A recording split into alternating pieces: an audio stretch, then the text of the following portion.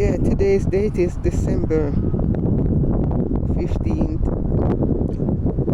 2021. Once more, it's December 15th, 2021. Maybe the time is going on close to 2:30 or 2:45 p.m. I didn't look at the time before I started taping, but it's going on that time. So, I'm trying to walk to the storage unit. And as I said, let me bring the show on the road. My name is Sonia Cole, and for 21 year plus coming 2022. My record remained archived in the court system after they stole my house on a void sale, void deed. Both bankruptcy judge in question, knowing I did hire two lawyers who took my money, and far more committed professional negligence. With both bankruptcy judge, they should have even known from the very start of the first bankruptcy filed September 22nd, 2000 at 9:57 a.m.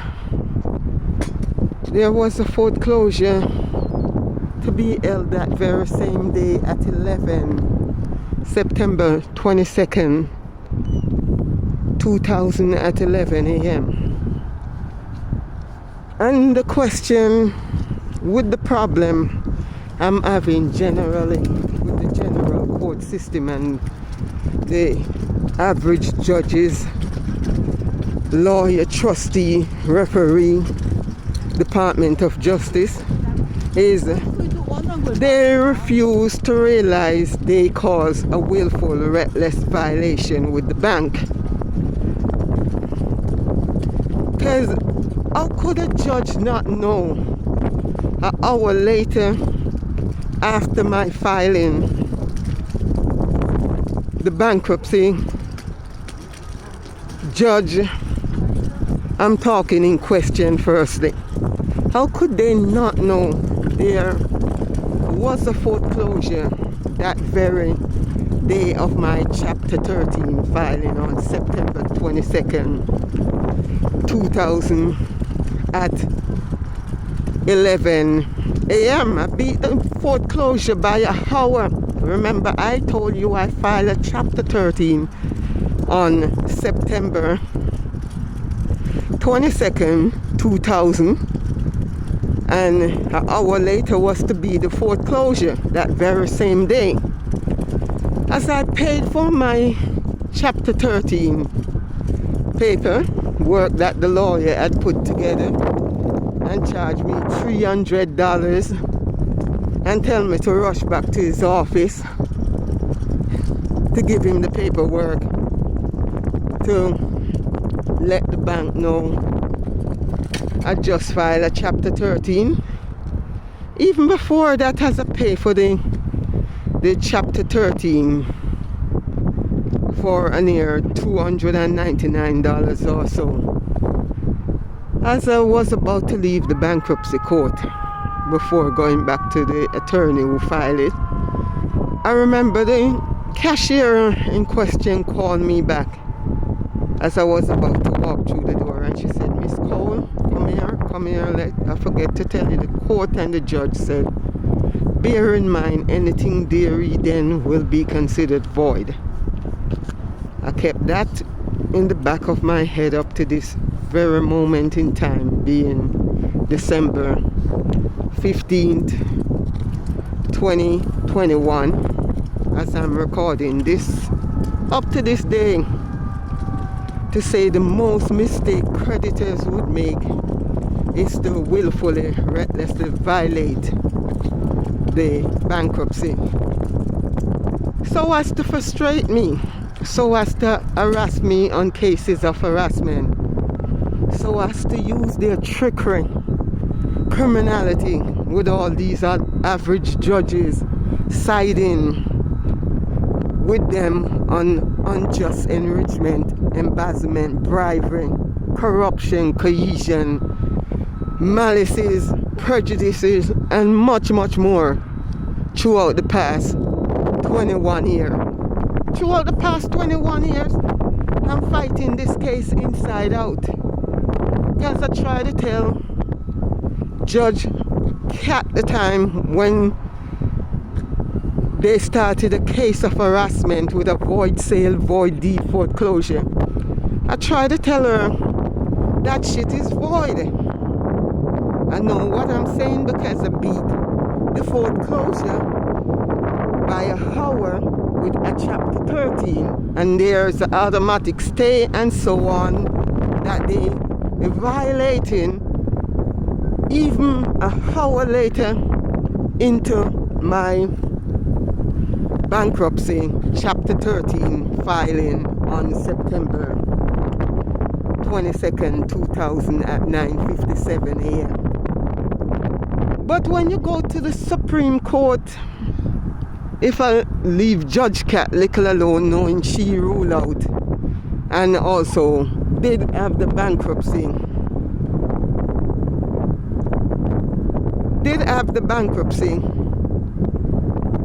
and the foreclosure looking to buy both bankruptcy court attorney and civil housing court Queen's attorney. Queen's civil housing court attorney for the court. Both court attorney did call each other. There was a BAM threat in civil housing court that very same day the judge had both attorney call the bankruptcy court just as much as the housing court. They was calling each other. Cut a long story short, the bankruptcy and foreclosure eviction was set aside because of the bomb threat in Queen Civil Housing Court that very same day. Everybody had was to leave the court. There was over 5-6 fire truck from the fire department saying a bomb threat with alarm pretty much went off in the Queen Civil Housing Court, and the judge and everybody said we have to leave the court. When everything is clear, if they allow us to come back in, we can come back in. So when everything was clear, pretty much we went back in the Queen Civil Housing Court. The judge turned around when she went back on the bench and said she's going to call several other cases, Miss Cole, and then she'll deal with our case after. As she called several other cases and then called mine then later, she gonna turn around and start to warn Robert Tully, stop harassing this woman over her house, because she does have a stay with the bankruptcy court. I'm not just talking about a stay into this date that she was talking about around April 20th, 2001. I'm talking about something that's void. Don't deal with me with a stay or the automatic stay knowing they've already violated the automatic stay, brought close off a void sale, void deed foreclosure fraudulently against me, violating federal criminal action and violation in my chapter 13 case, but also trying to steal my house with a fraudulent foreclosure. So she warned the lawyer thoroughly, loudly, in a hostile manner, and said, stop harassing this, if you hear this woman's voice, this judge voice. Because she does as a stay. I was picking up all the trick that they was doing.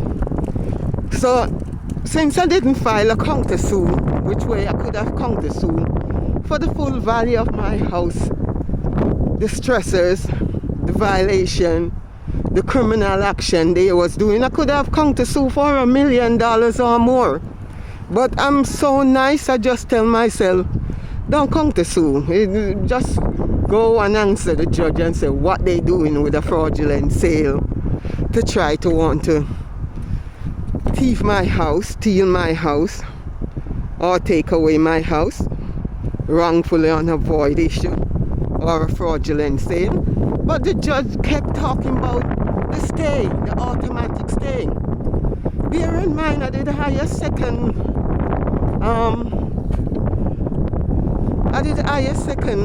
bankruptcy lawyer because the first one tried to want to overcharge me. I was to tell the bankruptcy court initially when they asked who filed this shit, and I gave his business card and how much he had charged me. And the trustee did call the meeting and try to tell me if James Harley wouldn't take on back my Chapter 13 since he's acting greedy, not turning up in court in time, etc., etc. He said he would send me to another attorney. That's the trustee Michael Micro. To my surprise, if I have to fast forward and say when I went to that attorney after the meeting to reorganize my house under the stay and the Chapter 13, where I even paid in advance when the Judge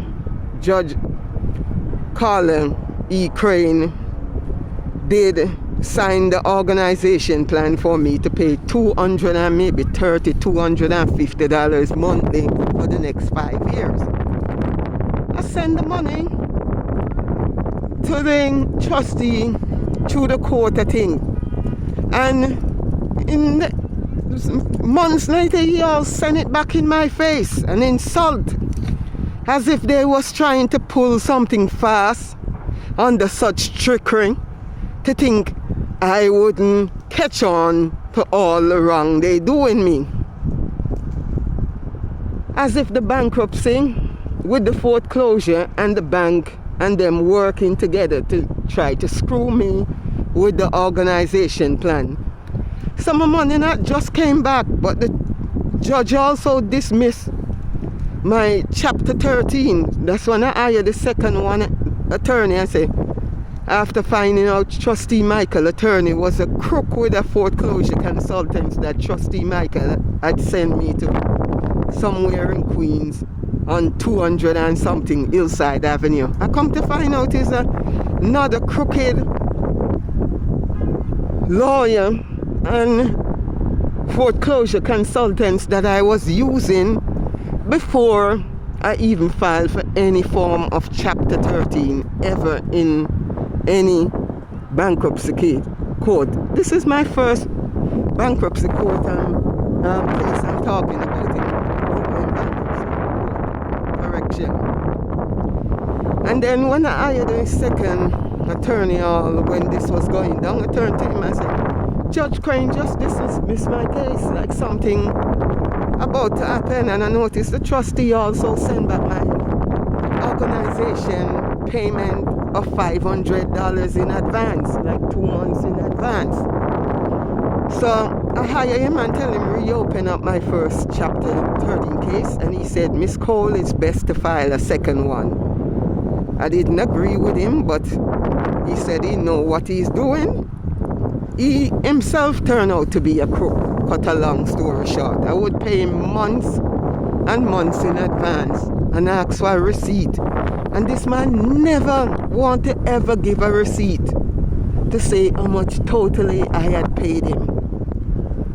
Maybe, if I'm sure, I could have paid him close to $2,500, $3,000, and he never did nothing, much less turn up at a meeting, much less in the court. It's only when things going bad long later, as all the robbery, eviction, foreclosure, garnishment, everything went down. This man want to sing his song when him himself is a second bankruptcy lawyer that need to be seriously barred. Most of these lawyers are crooked. If I have to valuable teach people through this story and become a foreclosure consultant with everything I suffer under, valuable to show people what to look out for with these lawyers, judges, referee, attorney. All of them was doing professional negligent and malpractices. As I said, from the judge to the lawyer to the bank to the referee to the trustee, you name it. The second trustee tried to have me convert to a chapter 7 when all this was going down. And I said, hell to the no. I filed a chapter 13. And I'm not acting like you don't know I got kicked out of my house under embezzlement or unjust enrichment. And now you're trying with another bankruptcy judge Fellow, I think his name, Jermaine Fellow. You're trying to have me liquidate like I agree to any liquidation as if pretending you didn't know. This is also a second chapter 13 that my second lawyer abandoned me under with the trustee and all others, with the judges and all others on the first bankruptcy, in bankruptcy court. When I tried to appeal Judge Cat, because Judge Cat would then later not just dismiss it, but she work a trick to pretend she's dismissing it. The day she was warning the lawyer with the case of harassment and said, how dare you harassing this woman with a void sale, void deed, foreclosure. I didn't trust her, mainly because I turned to her and said, I should warn the lawyer. Can I get it in writing, Your Honor? You're not going to send me home knowing I didn't countersue. And then maybe one day later you're going to call it up. And call it up, she did. She called it up around May 2001 with a postcard to return to court. When I returned to court, I filed 2 orders to show cause. I get a court date for May 29th, 2001 and May 30th, 2001. As I went into court on May 29th, 2001, that's Queen Civil Housing Court, with the case of harassment and a void sale, void deed, foreclosure. The judge tried to do everything in her power. You know, first she would call me, she remember this case, I'm a liar. I said, hell to the no. You remember this case when you wouldn't give me a piece of paper in writing to show it's a case of harassment with a void sale, void deed, foreclosure, and playing tricks on my mind to turn around and insult my intelligence. So I tell her, hell to the no, nobody call me lied, not while I'm in the right. Because if it means pretty much going back to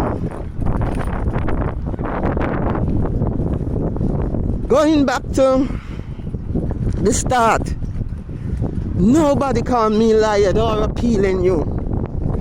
I'm not going to sit in your court and have you call me, address me as a liar when you're telling me you remember this case. You're going to consolidate it, the 2 date, because I'm trying to speak up on the void sale, void deed, embezzlement, fraudulent foreclosure with a void sale, void deed. I didn't go down and appeal her. I don't take nonsense from nobody. I went down and appeal this Ross Judge Cat. She's the one who dismissed it, as I say. Warned the lawyers to stop harassing me on a case of harassment that I had filed with a void sale, void deed, and she was overlooking a lot of things that I was telling her, as I'm telling you all clearly in this podcast piece that I'm doing as I'm taking the show on the road. You see me walking?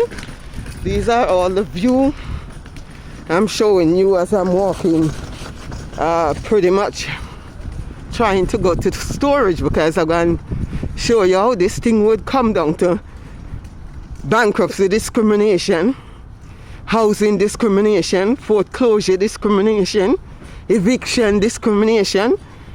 I could go on and call it anything I want to call it. Because it's a big miscarriage of justice in the justice system. This shit been going on for years, if not century. And since I'm nobody friggin' slave, my goal is not to wait on Department of Justice to fuck themselves anymore, but to give it live and direct on the internet platform channel to you guys to be the true judge.